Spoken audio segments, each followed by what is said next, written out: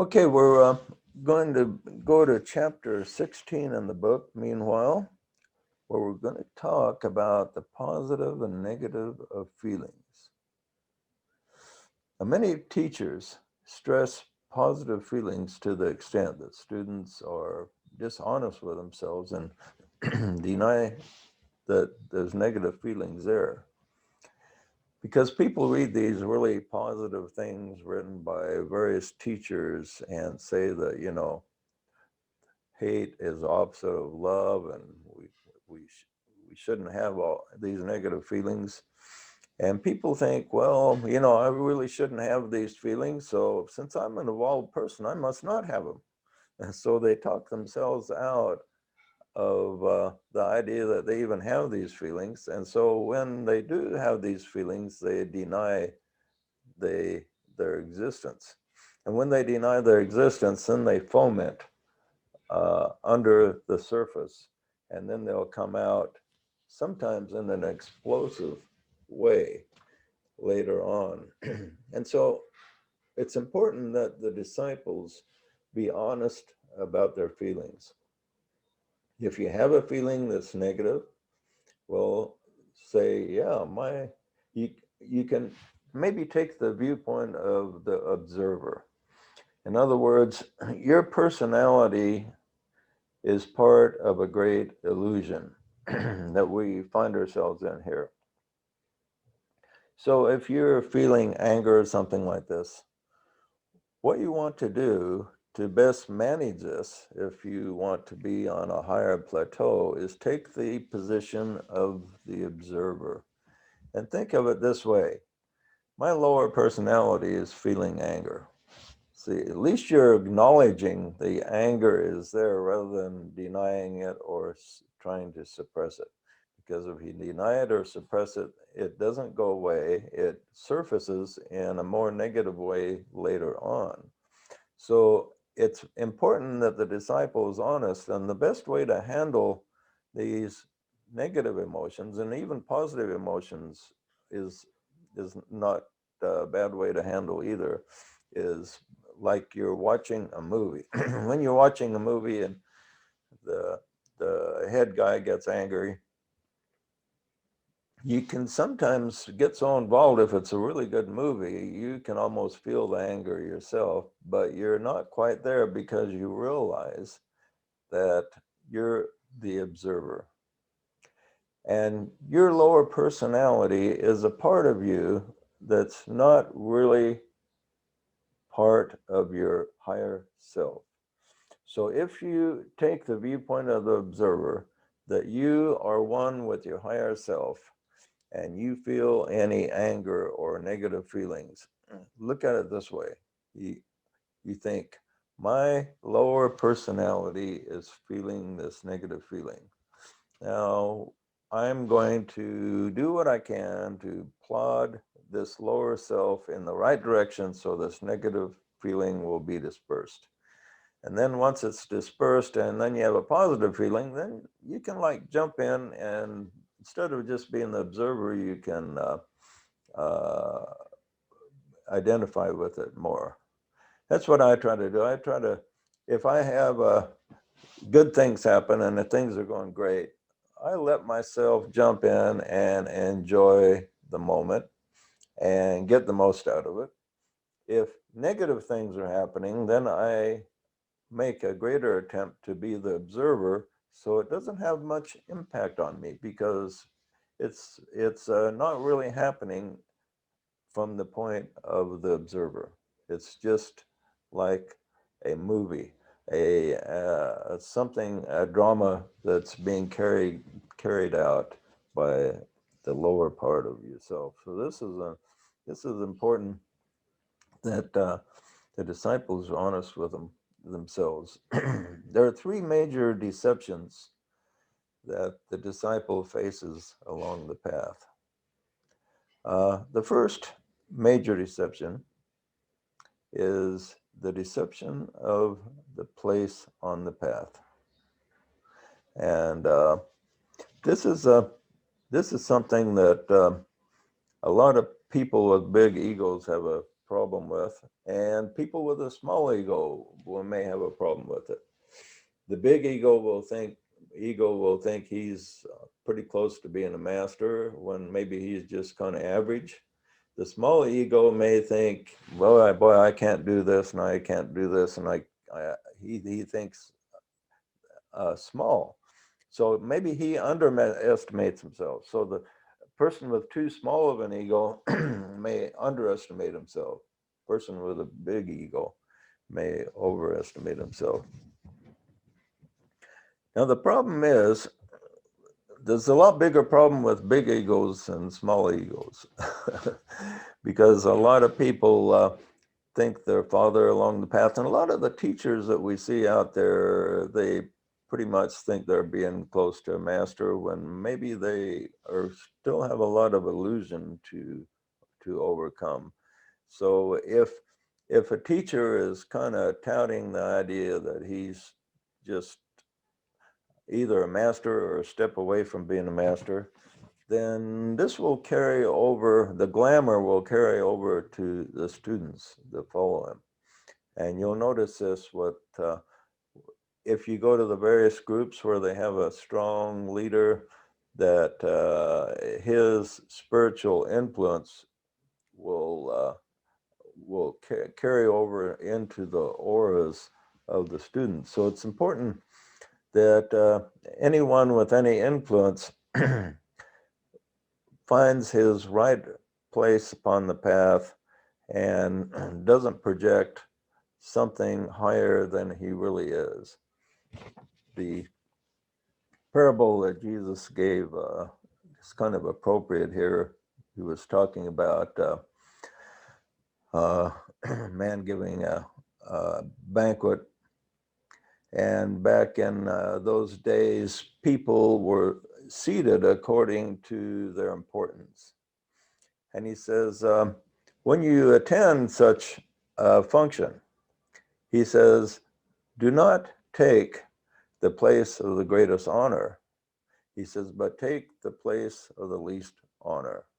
Because if you take the place of the greatest honor, the host may say, no, you don't belong here. You're not that important. You go to sit where the less important people are sitting.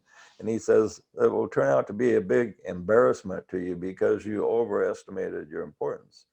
On the other hand, if you take the lowest seat, and then the host says, hey, you don't belong there, you belong right next to me in the seat of honor. He says, then it won't be embarrassing at all. It'll be an honor that you're moved up. So it's embarrassing to be moved down, but great to be moved up. And the same thing with where we are. If you don't know where you are, well, just don't assume that you're way up there. Assume that you're just, maybe you don't know where you are. Well, you know one thing: you're a struggling disciple that's trying to move ahead on the path. That's one thing you know for sure. And you may be far along, you may be near the beginning if you're not clear on it. So don't put yourself higher than you are, and you may have somebody you may come to recognition. It may be in a dream, it may be in a visitation, it may be a teacher will say, hey, you underestimated yourself. You're really farther along the path than you thought you were. So, and that'll make you feel good if you are farther along. Or if you're correct, you spotted your correct place on the path, you will feel like, well, at least looks like I summed up myself up pretty good. So if one is not sure of his next step, and that's the problem, a lot of people, they think, well, what is my next step?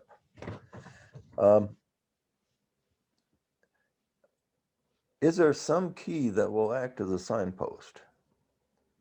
Yes, the seeker will know he's taken a real step because when he does, it's thoroughly fulfilling, and he'll have a sense of accomplishment, even if the work he's doing seems insignificant. So that's one way to tell if you're taking the next step correctly, because it'll just feel right. And if it doesn't feel right, if you're working on something and it's just doesn't feel right at all, then we need to reevaluate.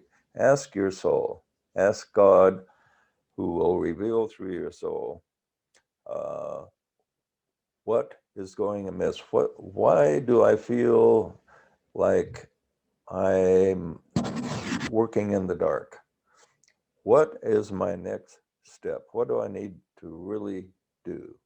And so apply yourself. And sometimes it takes a while. Sometimes you don't get an answer immediately, but taking that next step when you do find it. And sometimes you may just stumble across it. And if you take some step, even if it's random, if all of a sudden you just feel like, hey, I really feel like I'm headed the right direction. Pay attention to that feeling. These higher feelings that are sent to you are a tremendous guide. And many beginning disciples ignore these feelings like they're just part of his imagination or whatever. But pay attention to these higher feelings, especially any feeling that produces an inner joy, inner peace, or sense of that you're headed the right direction. Okay, before we move on to the next deception, any comment on that?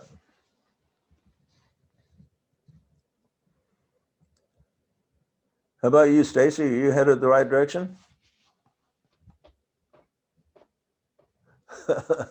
Put you on the spot there. Yeah, He looks frozen. yeah, I think I'm heading in the right direction. Okay. So Um, do you identify with that? I don't usually. Get a sense of peace when you're headed the right direction. Do you identify with that idea?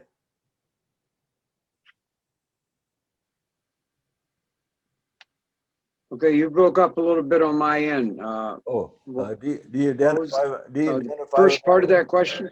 Yeah, do you identify with that idea that you have a sense of peace when you're headed the right direction? Oh, absolutely, yes. You can follow that piece also. Once you tap into it, and once you feel that, it's a good idea to experiment other times with it so that you can feel that feeling again. And as you feel that, you can make a repetition of it. And after a while, it just kind of, you fall in habit with it. And you always have a pulse from another side that wants to guide you, especially if your mind is geared around positive, good thoughts. It seems like there's a pulsating energy from the outside that kind of guides you. If you step off of that path, you kind of get disturbances like maybe you get in arguments all the time, or you run across people who are negative to you. Well, that's a sign that you're off of that path of good thinking. You're off of that vibration. So I find that when I think in a proper way and go about my what I think is proper, I get that calm feeling, that good feeling. And when I see something, if I don't see something coming about, I'll run into a few issues that lets me know that their vibe, I'm getting that communication from the other side. But it's true, yeah. You feel whenever you're doing it right, this is a good feeling. Yeah. Okay. Well, you brought up a good point, which is you get a really good feeling if you're doing it right. But on the other hand, you get sometimes you get a negative feeling too if you headed the wrong direction. Let's pick on Cindy since we haven't seen much of her lately. Have you ever had that happen to you? Like you headed the wrong direction and you just felt something was wrong? Cindy, have you ever had that happen to you? Well, one time that really comes to mind that was quite strong about this was when I was trying to decide whether or not I was going to move to Australia. or not. And I was living in California at the time. And it was a long story, but I ended up coming to Australia and then going back to California and then coming back to Australia and then going back to twice. And both times that I made the decision to stay in California, I felt this immediate, I knew it wasn't the right decision immediately. Yeah. It took me a while to both times to decide, to go back. And every time I made the decision to go to Australia, it was exceedingly difficult to make that decision. And I sort of didn't really want to go to Australia, but it was like my soul was wanting me to go there. And I finally I just surrendered to it. And when you surrendered to it, did you have a sense of peace then? I did. Yeah. I absolutely.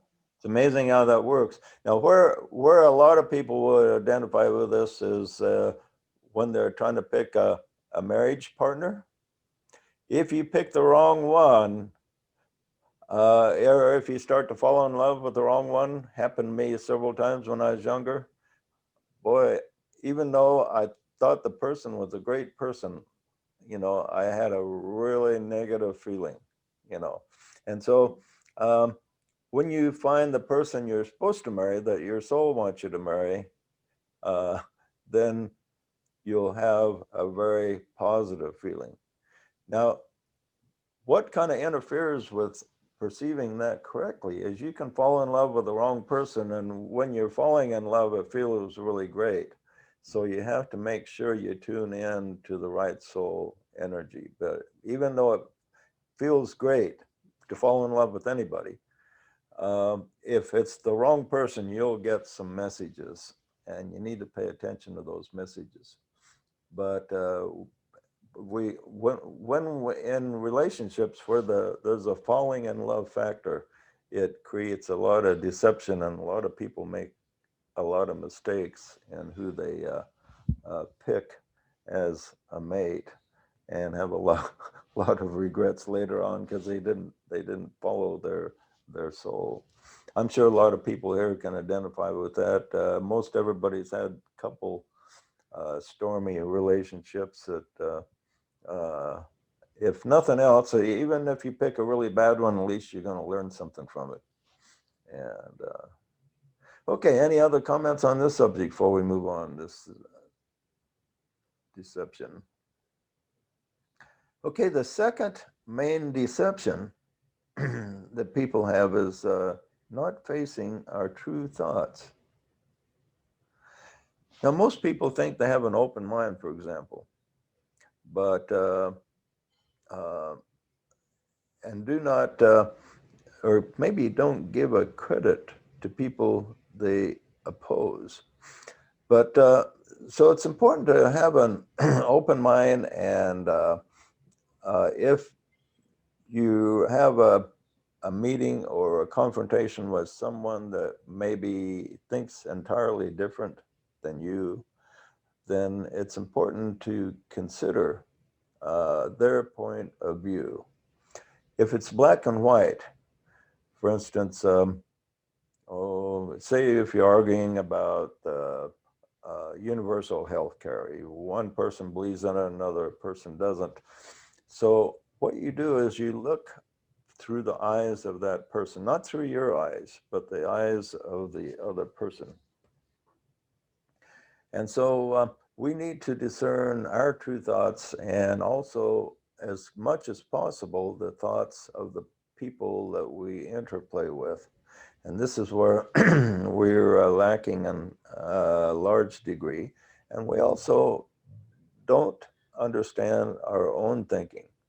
Like, We have various political and religious positions. Do you really understand why you believe the way that you believe? Can you really explain why you think the way that you think? A lot of people, they just, their thoughts are merely implants. Like an hypnotist put them under hypnosis and say, this is what you're going to believe. And this is what's interesting about hypnosis is when a person is hypnotized, he can be hypnotized to do some crazy things. And then he can be told he cannot remember the hypnotist telling him to do that crazy thing. Okay. So let's suppose the hypnotist hypnotizes a guy, puts him under a deep trance, and tells him, when I snap my fingers, you're going to sing God Bless America, you know. And okay, so he says, but you will not remember this, that I told you this when I wake you up. So he wakes him up and they're having a conversation. And the hypnotist will snap his fingers, and all of a sudden the guy just all of a sudden starts singing God Bless America. And this is a very illogical thing for him to do. He's in a room with a bunch of people, maybe having a party or something, and the guy bursts out singing God Bless America, or does a tap dance or whatever the hypnotist tells him to do. But what's interesting is the hypnotist can then ask him, he can say, why did you do such an unusual thing? Why did you burst out in song when we were talking about something else? We were talking about politics here, and all of a sudden you burst out in song. What's that about? And what's interesting is he will give a logical sounding explanation as to why he did this crazy thing. Okay. And he'll say, well, you know, I was just thinking about America and what a great country it is, and I just had to belt it out. And he will think he did that because it was logical in his mind. He rationalizes it because he can't remember the suggestion or why he did what he did. And this is the case with many people. Many of us are just programmed. And when a certain button is pressed, we react a certain way, not realizing that we are just following a program rather than actually controlling ourselves.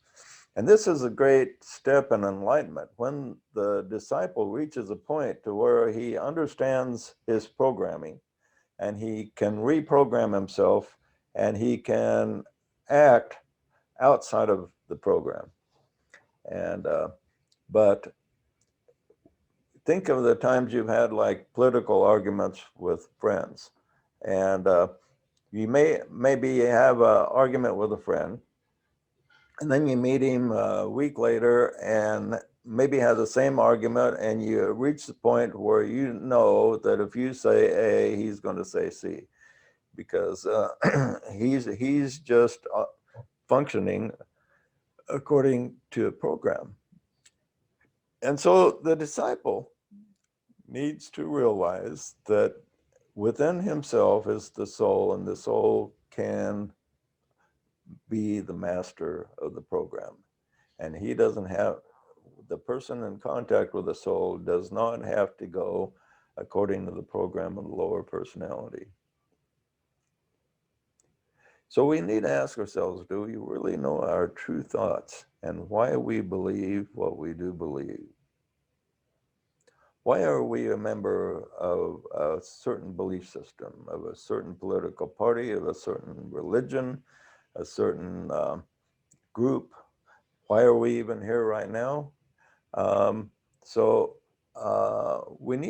The disciple always needs to ask himself why he's doing what he's doing, and why he believes what he believes, and why he's taking the steps that he's taking. So our true thoughts must be discovered and examined in the light of day if we're going to see reality. Okay, any comment on that second deception?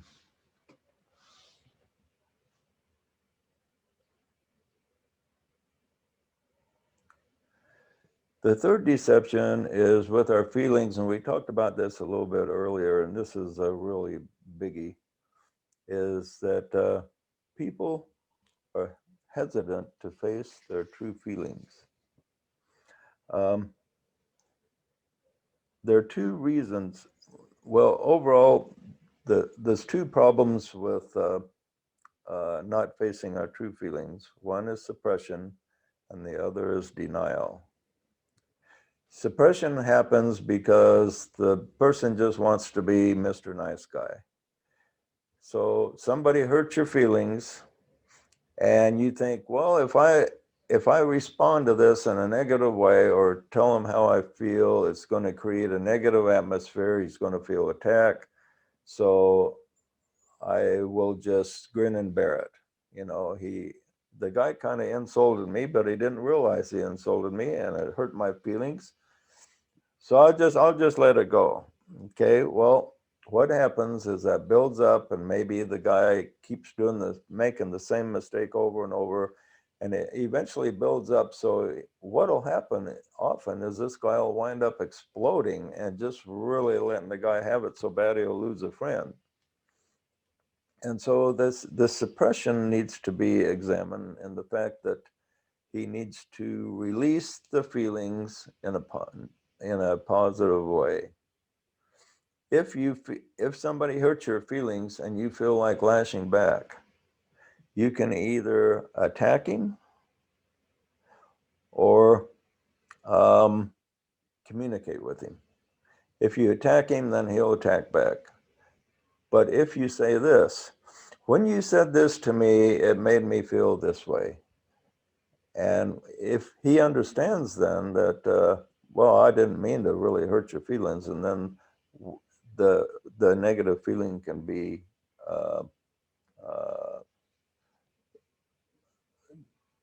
done away with. Now, the second problem is denial. Denial comes from the disciple thinking that he is above feeling this. I'm above feeling hate or jealousy or any negative feeling. Therefore, when I start to feel this, it must not be real. So he denies it even exists. And this is even a bigger problem than suppression, because when a feeling is denied over a period of time, then it has to be discovered and brought to the surface before it can be seen. Because if it's denied and put below the surface, then it grows into something negative. Often it grows into some type of disease, like a cancer or something like that. And so this is a message to him to look and examine himself to find out what was the cause, because everything that manifests on the physical level has some cause on a higher level. So there's two reasons for denial. One is the fear of the emotion itself, and the second is a belief that he is above feeling that emotion. Now, is it not possible then that perhaps one may still be somewhat enlightened and still have feelings of anger and jealousy? Do even negative emotions have a positive side? After all, Christ himself got angry, he wept, he showed impatience at times with the disciples. So he had touched on some negative emotions themselves, but he directed them in a positive way as possible. So the negative emotions are like hate, anger, jealousy, envy, and greed. A negative emotion is a signal that something is out of harmony or taken too far. In this way, the negative emotion is positive, because if we don't identify with it completely, if you identify with it completely, then you won't solve it. But if you look at it as a message that's given to the lower part of yourself, you be the observer. And if there's anger there, you think, well, my lower self is, my emotional body is feeling some anger or hurt or whatever. So I need to take a look at it to see how to disperse it. This is a sign that something needs corrected.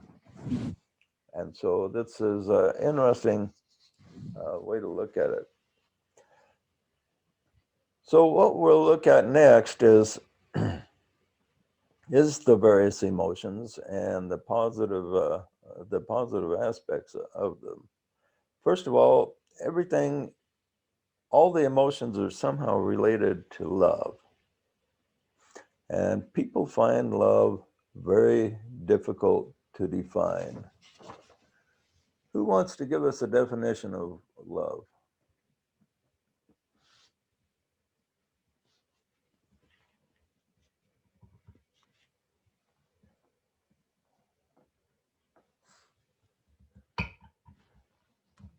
Well, let's pick on somebody. Let's pick on Rulina. What would you say love is, Rulina? Well, I think there's different kinds of love, different levels of love. I remember back when I read your writings, a lot of what you said I thought made a lot of sense. You know, there's kind of a selfish level of love, and there's a more, you know, what the selfish level is more like, everything is for the self. It benefits you and you don't care about the other person. And then there's a little bit higher level where it's more like it's not totally selfless. I don't have the words like you do, JJ, to put it. Right. But yeah, when you look at love, it's really kind of a neutral energy, because love is an attractive energy that brings the many toward union or toward the one. And this is seen on two different levels. One is, like you said, that where the selfish love, you bring things together toward the union for the lower self. And then there's the higher level where you bring things toward oneness in spirit. And this is unselfish love. But the energy is the same.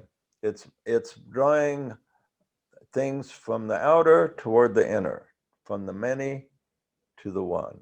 It's like a magnetic force.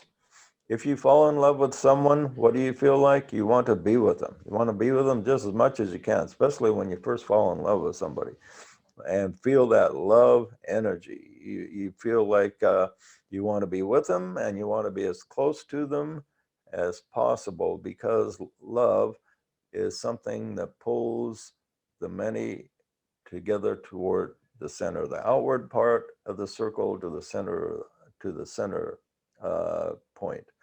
And so it's a very powerful emotion. So the correct use of this energy leads to union and happiness, but an incorrect use leads to possession and loss of freedom. Happiness and joy. Happiness is achieved when that which is loved is made available for the individual's use or purpose. So everything is related to love, all the emotions. Happiness is related to love, like I say, and the fact that that which is loved is made available.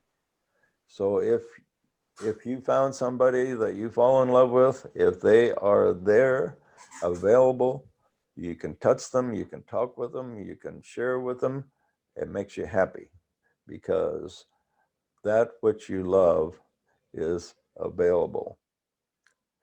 Now, all the positive emotions are linked to love, and can be directed to either positive or negative ends. Now, negative emotions are also related to love. We don't really think that.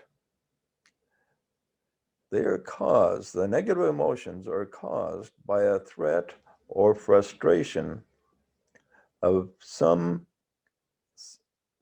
of love connected to the feelings that are possessed by the seeker.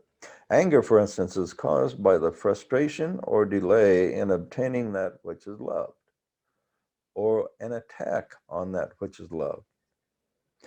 So if somebody comes up to you and tells you, insults your mother, you love your mother, right?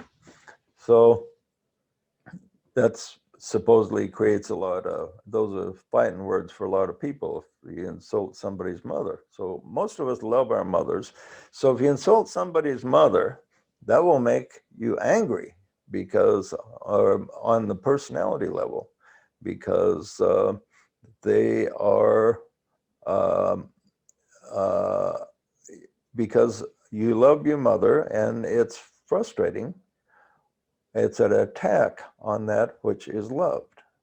Now, if you're frustrated on obtaining something you love, like let's say you want to buy a new home, you're just in love with this particular home and you just about got enough money to get it when something happens and the stock market drops or whatever, and now you can't get that home. Okay, so you're angry. You're angry because that which you loved is taken away from you or delayed. And so anger is very closely related to love.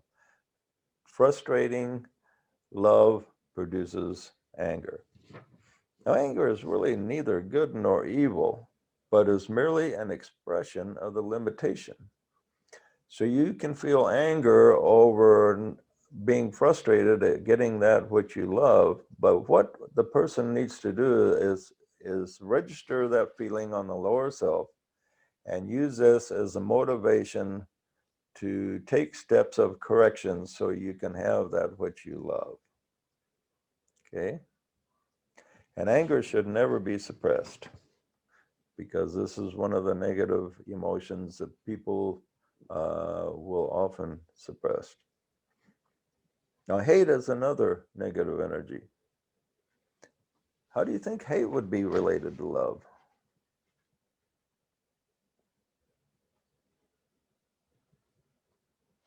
Hate is the energy. It's the opposite Yeah, go pole. ahead. Yeah, go ahead. How is hate related to It love? says hate's the opposite pole of love. Right. Yeah. Yeah, Course in Miracles says that. I don't think that's I think that could be worded another way in the fact that hate is energy that's directed toward a person or thing that is deemed responsible for limiting or keeping one from that which he loves. Okay? So why do many people hate Donald Trump so much? Because they think that Trump is keeping them from what they love, from obtaining that which they love. Not sure what that is, but why do people hate various politicians, or maybe a family member, or maybe let's say you go to a family member, you need a loan and you ask for them and they won't give it to you. They did not give you that that you really wanted to have, and so you may wind up hating them. And hate is like a frustration. What's interesting about love romantic relationships, some of them begin with very intense love energy. And then when one of them or both of them wind up frustrating the other's desires to have what they love, they wind up hating them, because hate is a product of having your love being frustrated. And so what the disciple needs to do when he feels any hate beginning to surface, he needs to take this as a signal that there's a correction that needs to be made, that he needs to that love is being frustrated, and love does not have to be frustrated. There's always a way to correct the situation. And anger and hate are very closely related. Anger could be called an expression of that which is hated. Now, the motion of hate tells us that we're misusing the energy of love, and we need to come to terms with the situation. So what are some of the things that people hate today? Now, they hate things in politics. There's probably more hate in politics today than there's ever been. When I was younger, the big division was in religion. A lot of people didn't like Catholics or didn't like certain religion. They hated Jehovah's Witnesses knocking on their door, Mormons knocking on their door, or whatever. And so people complained a lot about religion when I was younger more than politics. Politics was kind of like a friendly jostle where you disagreed with people, but it wasn't a big deal. Okay. Now it's a big deal. It's eclipsed religion by a big margin, not only in the United States, but just about worldwide. There's a tremendous hate in politics because there's one side wants control in a certain area, and then the other side wants control in other areas. And both sides feel that if the other side gets the control, then that which they love, they will not be able to have. And so it produces that hate. And so if people can understand what produces that, then they can work more effectively on a solution. But now sorrow and unhappiness occur when it seems, that's another negative emotion. It occurs when that which is desired or loved is lost or delayed or cannot be immediately obtained. That makes a person unhappy. Okay, so if you fall in love with somebody and it turns out that they have to make a trip somewhere and they'll be gone for 6 months, well, that'll make you somewhat unhappy because that which you love is delayed, may be lost completely. So that can produce sorrow or unhappiness. So think of the times you've been unhappy. It's because that which you love seems to be delayed, or you have a possibility of loss. Now the Christ, the greatest of all, was sorrowful on occasion. Just before his crucifixion, he made this statement: "My soul is exceedingly sorrowful, even unto death." He said that in the Garden of Gethsemane, if I remember right. And so he experienced that. And he would have much rather just stayed here and built the kingdom of God and done a bunch of fun stuff with all the powers and ability that he had. But he was told by the higher part of himself, no, you have to go through this crucifixion thing. And that it's not really a happy experience for anybody. So sorrow is negative if we dwell on the negative things of the past. On the other hand, it is positive when we focus on the creation of good things we love in the future. Then another negative one is jealousy. People think jealousy is really bad, but think of jealousy as a signal. Jealousy is an energy manifested as a warning to make us aware that that which we love and desire to be united with is in danger of being separated from us, and steps need to be taken. Okay, so if you're at a party and your loved one begins to flirt with other people, or if other people flirt with her or him, and you feel some jealousy, this is a warning to you. Instead of being just overreacting and going crazy, uh, the disciple needs to take that as a warning. Hey, I need to make some steps to secure my relationship and to make it more positive. Maybe I need to pay a little bit more attention to my spouse or my loved one here. So the most common feelings of jealousy are caused by a perceived threat to the love of another person. It can be real or imagined. If it's imagined, then there's a problem, but sometimes it is real. And if it's real, then the disciple can take steps to solve the problem. Jealousy is the strongest in romantic relationships, but it can manifest in other relationships. The level of jealousy is related to the level of commitment. If you're not committed to somebody, then you won't feel very jealous. But if you have a strong commitment and then there's a threat, then then that feeling will be much more potent. So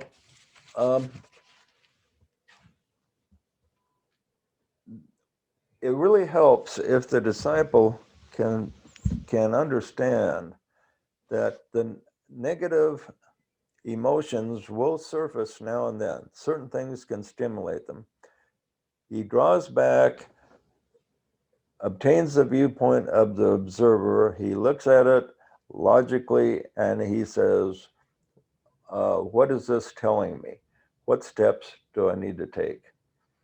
That's the right direction. The wrong direction is if he identifies with it. So it's like, I am this emotion. If he starts feeling that way, it will lead to negative repercussions. But if he looks at it as a sign, it's a guidepost, telling him that he needs to make a correction, then the negative emotion can be a positive thing. And if he views it this way, then he won't be suppressing it. Then he won't be thinking, well, I need to pretend that this doesn't exist, or I need to suppress it because this is bad.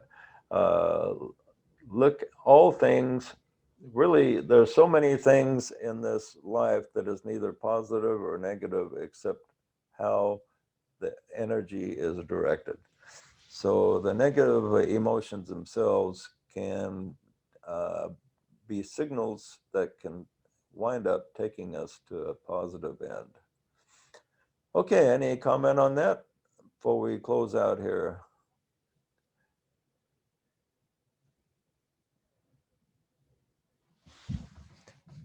Yeah, it's interesting that so many people are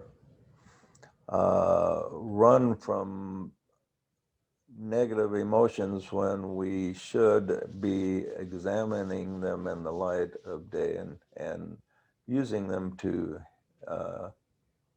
go in a positive direction.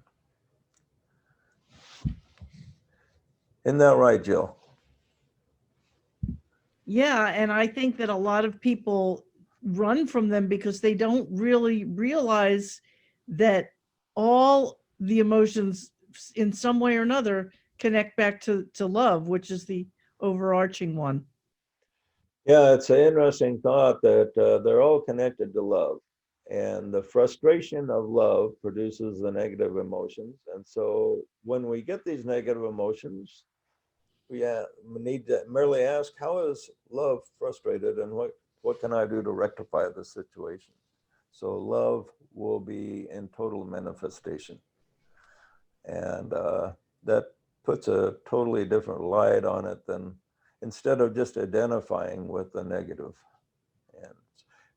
you know, people that really identify with the negative when you get you probably know people that you could push their buttons if you wanted to, and make them angry at the drop of a hat if you said the right things. And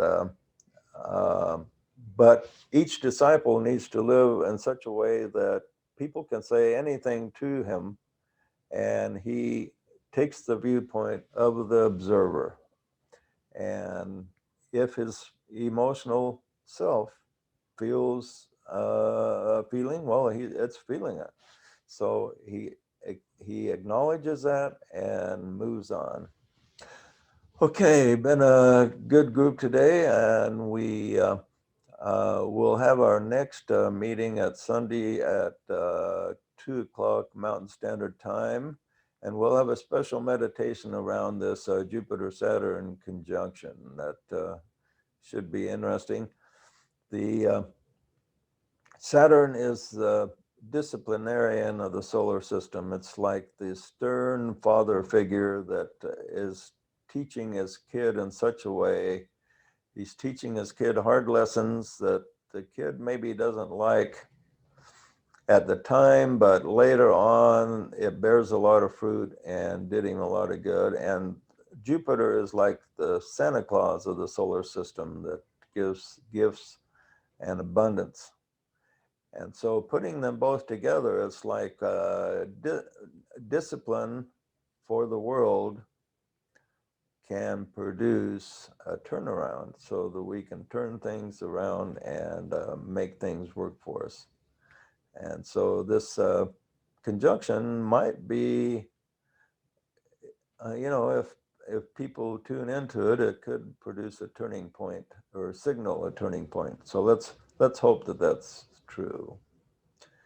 Okay, everybody, we'll good to have you here, and we will see you next Sunday.